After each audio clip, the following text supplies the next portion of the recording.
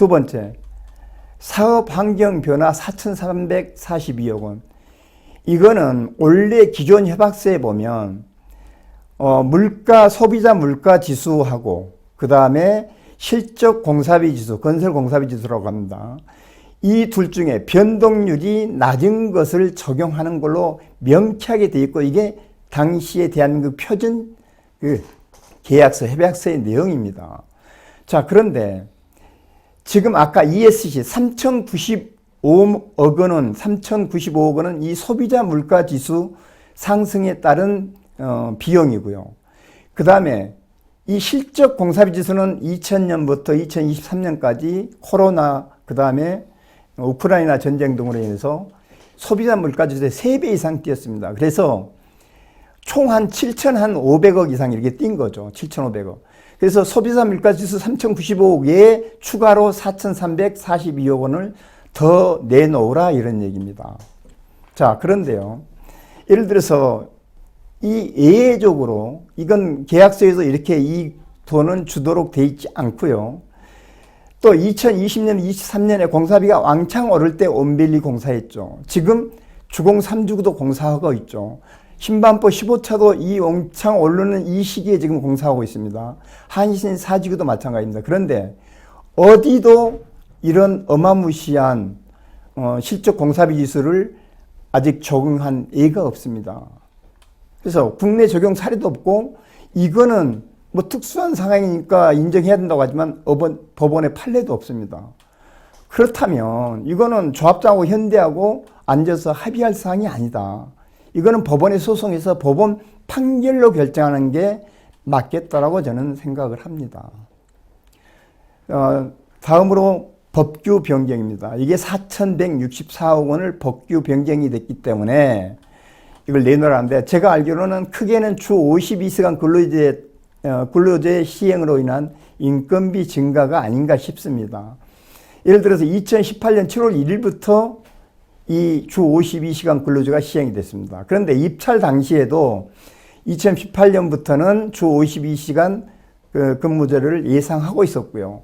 그래서 GS건설은 그때 당시 39개월로 입찰을 했었던 겁니다.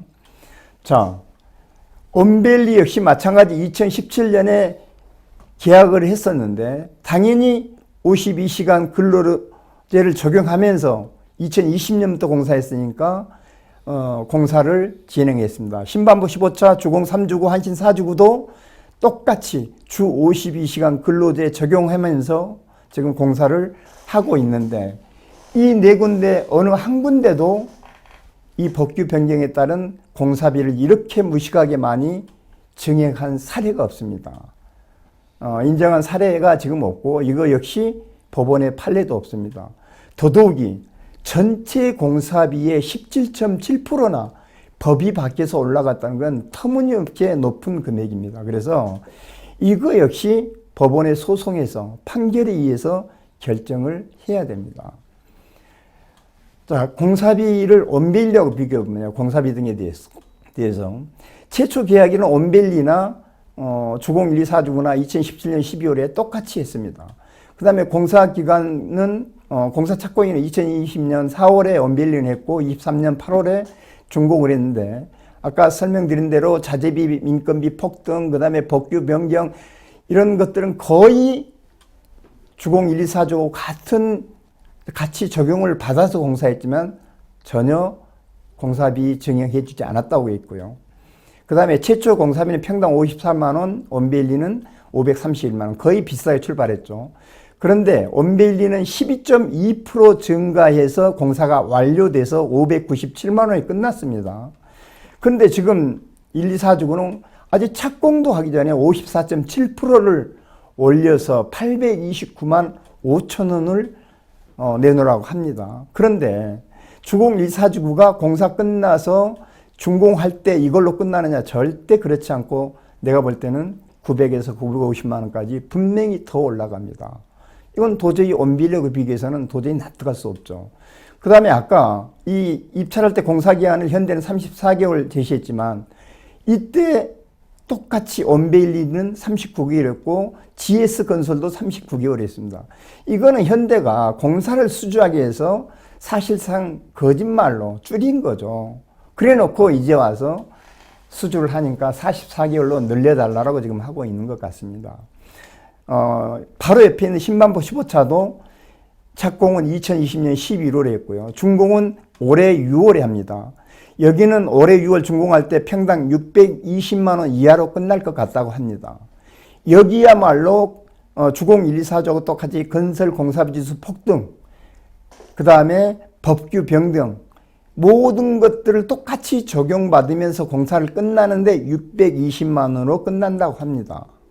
그런데 이 15차 같은 경우는 중간에 대우건설에서 삼성물산건설로 시공사가 한 번 변경되고 시공사한테 상당한 손해배상을 함에도 불구하고 이렇게 끝난다고 하는데 지금 주공 1, 2, 4주구가 이런 829만 5천이라는 거는 제가 볼 때는 터무니없다 이렇게 생각을 합니다. 그래서 공사비 증액에 대해서 제가 생각할 때는 설계비용 2,810억 원은 이건 정상 법대로 한국부동산원에 공사비 검증 보내고 실제로 이 설계 변경은 정말 크게 할 게 없습니다. 주공 1, 2, 4개는 워낙 마감재가 고급화되어 있기 때문에 그래서 설계 변경을 최소화하고 특히 약 5천억이 넘는 현대 특화 공사비 중에서도 삭감할 게 아주 많습니다. 이것도 같이 삭감을 하고 주차장 면적 일부 축소시키고 그 다음에 커뮤니티 및 시설 일부 조정을 하면 아마 이거는 오히려 공사비가 줄어들 가능성이 높습니다. 이번에는 물가 상승 계약서 있는 대로 3,095억만 증액을 해주고 이것만 인정해주면 될 것 같고요. 아까 사업 환경 변화 4,342억 원, 법규 변경에 따른 4,164억 원은 이런 사례도 없고 법원 판례도 없기 때문에 법원에 소송을 해서 법원에서 야 50% 줘라, 주지 마라, 100% 다 인정해라 라는 판결을 통해서 지급하는 게 낫겠다. 이렇게 저는 의견을 제시합니다.